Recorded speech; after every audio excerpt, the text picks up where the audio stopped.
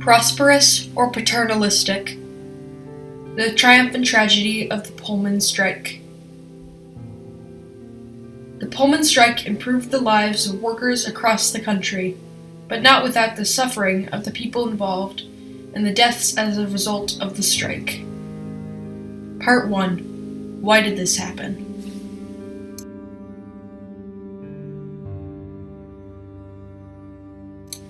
In 1881, George Mortimer Pullman inaugurated Pullman, Illinois, the name itself being a demonstration of his narcissism and need for control.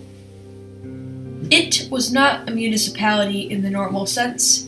It was an effort, as George Pullman saw it, to solve the problems of labor unrest and poverty.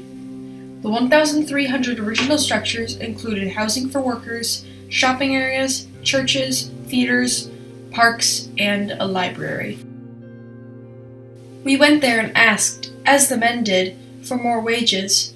We were cut lower than any of the men's departments throughout the works. In 1893, we were able to make 22 cents per hour, or $2.25 per day, in my department. And on the day of the strike, we could only earn, on an average, working as hard as we possibly could, from 70 to 80 cents a day. Testimony of Jenny Curtis.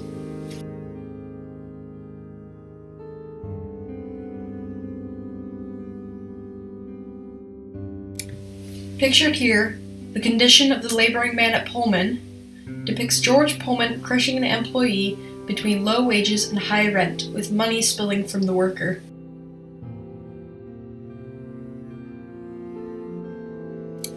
This section of a newspaper from the Mower County Transcript on August 22, 1894, tells more of Jenny Curtis and how she was forced to pay her father's debt after he had died, leaving her with not enough to pay for basic necessities.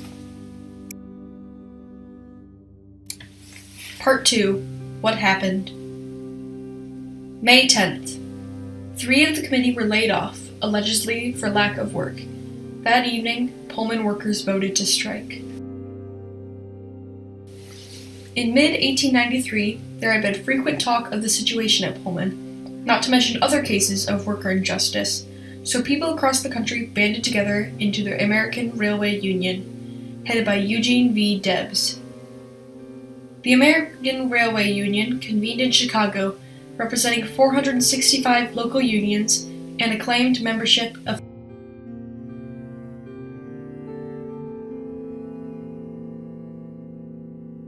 key events that happened after the American Railway Union called for the strike.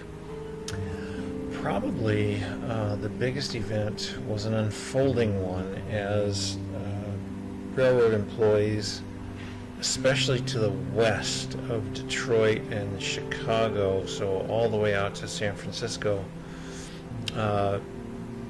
they joined in sort of a, how would you say, sympathy strikes with the American Railway Union. And they simply refused to work on trains that were carrying Pullman cars. So this effectively shut down the rails in much of the western United States, all the way to California.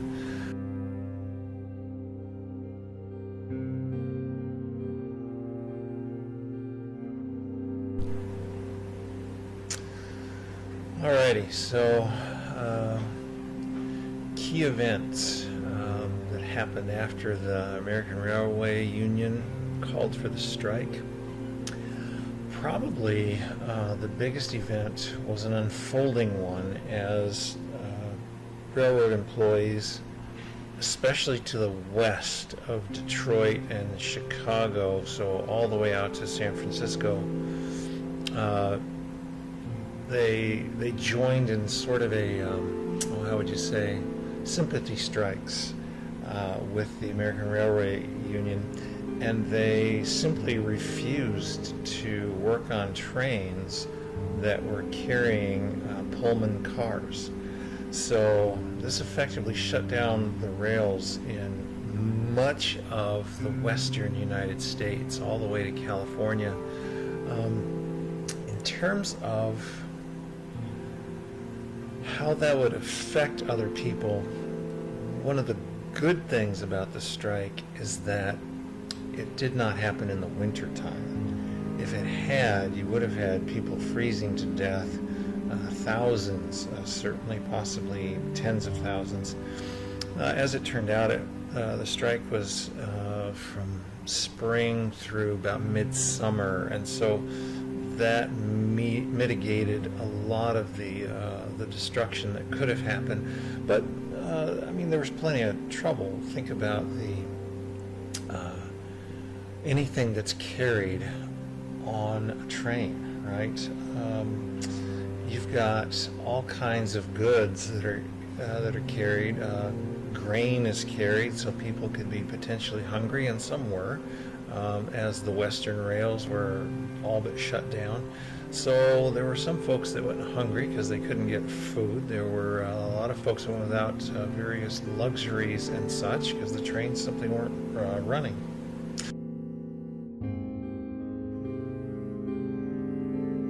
There were 30 strikers who died, about twice that number who were injured, and there were actually 4 soldiers out in the San Francisco area who died in a train crash that the railway blamed on strikers. Most involved in the strike were put on a blacklist, which means that the person would not be able to be hired by other companies, effectively ruining their future in that specific career. The strike ended with the intervention of the United States Army. The passenger trains also hauled mail cars, and although the workers promised to operate mail trains so long as Pullman cars were not attached, the railroads refused. Part 3. The Aftermath. Following the termination of the strike, those who did not orchestrate the strike, but rather were following behind leaders, were to be removed from the blacklist. Debs and other higher figures in the ARU were put in prison for disobeying a federal injunction. Sensing the political unease caused by his anti-labor stance during the Pullman strike, President Cleveland put reconciliation with labor forces at the top of his to-do list. Labor Day legislation was rushed through Congress and passed unanimously on June 28, 1894. Just 6 days after the end of the Pullman strike. Just 44 years later, the minimum wage was first introduced in the United States with the Fair Labor Standards Act of 1938, FLSA. Passed under President Roosevelt, this act called for the first national minimum wage of 25 cents an hour. This created a floor on wages in the labor market and overall helped to create fairer labor standards throughout the country. Today, the central area of Pullman, the historic Pullman district, is now a National Historic Site and is home to many important buildings like the Florence Hotel, the Factory Complex, and the Greenstone Church. The Pullman strike of 1894, then, stands at the intersection of formative developments that have determined the shape of labor relations in 20th century American society.